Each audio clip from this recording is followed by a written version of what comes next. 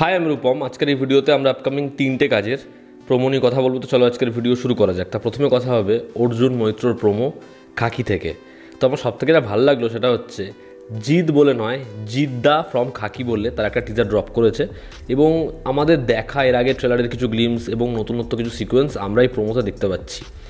এবং আমার মনে হয় যে জিদ্দার যা স্টারডম, ঠিক আছে, সেটার জন্য এরকম একটা ইন্ডিভিজুয়াল প্রোমো প্রয়োজন ছিল যেটা তারা আজকে ড্রপ করেছে। এবং খাকিতে না যে ডায়লগবাজি যেটা নিয়ে আমরা কথা বলছিলাম ট্রেলারের সময়, যেটা আগের ট্রেলারে খুব ভালো লাগছিলো, এখানে সেটা আরও বেশি ভালো লাগছে।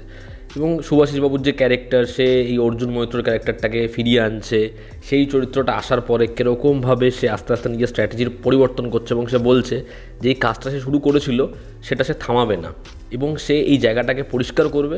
আর টিভিতে দেখানো হচ্ছে সে বলছে যে এবার থেকে আপনাদের কথা দমন না, আপনাদের কথা শোনা হবে, পাবলিককে বলছে। আর ওই যে জায়গাটা একজনকে ধরে নিয়ে যাচ্ছে, সে বলছে দেখিয়ে আম্মি রো রही है मेरी, তখন বলছে যে ससुराल जा रहा है तो ज़रूर रोएगी। ওই যে জায়গাগুলো না, ডায়লগস তো ভালো লেখা হলে জিৎ এমন একজন পারফর্মার, খুব ভালো পাওয়ারফুল সংলাপ থ্রো করতে পারে, যেটা খুব ভালো লাগে, ঠিক আছে। তো সেটা এখানে হয়েছে এবং ডায়ালগসের মধ্যে একটা মজা আছে যেটা কিন্তু থ্রু আউট ট্রেলারের মধ্যেও মেনটেন ছিল। প্রত্যেকটা ক্যারেক্টারের যেরকম ধরনের সংলাপ ছিল সেটার মধ্যে মজা ছিল, যেটা এখানে লাগছে।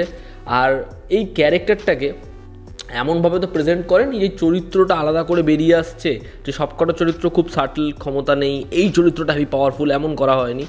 এখানে হিরোইজম রয়েছে, তবে সেটা ভীষণ সাটল।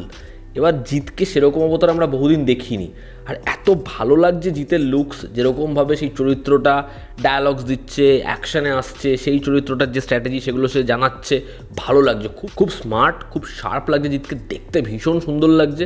তো এই প্রোমোটা খুব ছোট প্রোমো, কিন্তু আমার মনে হয় খুব প্রয়োজনীয়, খুব ভালো লাগছে।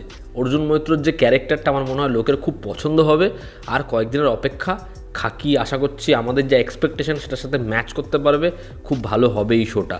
তোমরা যদি প্রোমোটা না দেখে থাকো, আমি ডেসক্রিপশানে লিঙ্ক দেবো, অবশ্যই চেক আউট করো। এরপর আমরা কথা বলবো বরবাদ ছবির পরবর্তী গান, যেটা একটা টিজার তারা ড্রপ করেছে, যেখানে আমরা ইথিকা পাল এবং সাকিব খানকে মূলত দেখতে পাচ্ছি। গানটার নাম হচ্ছে দ্বিধা। এবার এই যে গানটা না খুব ভালো হবে এমনটা মনে হচ্ছে, কারণ এখানে যেরকম ধরনের লিরিক্স, যে ক্যারেক্টারটা সবথেকে বড় সংকোচবোধ এখানে রয়েছে যে ও ভালোবাসে না ভালোবাসে না। এবং ইথিকা পালকে এত জেনুইন লাগছে, এত সাধারণ সিম্পল মিষ্টি লাগছে। আর ইথিকা পালের মধ্যে আমি বারবার করে বলেছি, ওই যে খুব স্বাভাবিক ব্যাপারটা ওটা না রয়েছে, যে কারণে অডিয়েন্স তাকে খুব পছন্দ করছে। আর সাকিব খানের সাথে অলরেডি প্রিয়তমাদের তার কেমিস্ট্রি খুব ভালো ওয়ার্ক করেছে, এখানেও কেমিস্ট্রি খুব ভালো ওয়ার্ক করছে। আর এই ক্যারেক্টারটা, সাকিব খানের যে চরিত্র, সে একে ইমপ্রেস করার জন্য যেরকম ধরনের অ্যাক্টিভিটিস করছে, নিজেকে যত ভালো দেখাচ্ছে, সেই পোর্ট্রেলটা কেমন, ঠিক আছে। এবং মেয়েটাও একে খুব ভালো কাছের ক্লোজ মনে করছে। আস্তে আস্তে সেই রংটা থেকে সে যখন বেরোবে তখন কি হবে। তো এই গানের যেরকম লিরিক্স, গানটা যেরকমভাবে আসে, বেশ ভালো, গানটা বেশ ভালো এবং গানটা আশা করছি খুব ওয়ার্ক করবে। আমার বরাবরই মনে হয় একটা ভালো মেইন স্ট্রিম ছবির ক্ষেত্রে সব থেকে আগে যেটা দরকার একটা হিউজ পরিমাণে অডিয়েন্সকে অ্যাট্রাক্ট করার জন্য, সেটা হচ্ছে ভালো গান। খাদানের ক্ষেত্রে ওই যে কিশোরী গানটা এরকমভাবে সব অডিয়েন্সকে টেনেছিল, সেটা বিশাল বড় একটা ফ্যাক্টর। এরপর আমরা কথা বলবো হচ্ছে দাগি ছবির, এটা কোনো টিজার নয়, মহেন্দ্র সোনি একটা ছোট্ট ফুটেজ ছেড়েছে এবং সেটা আমি দেখলাম, শুনলাম।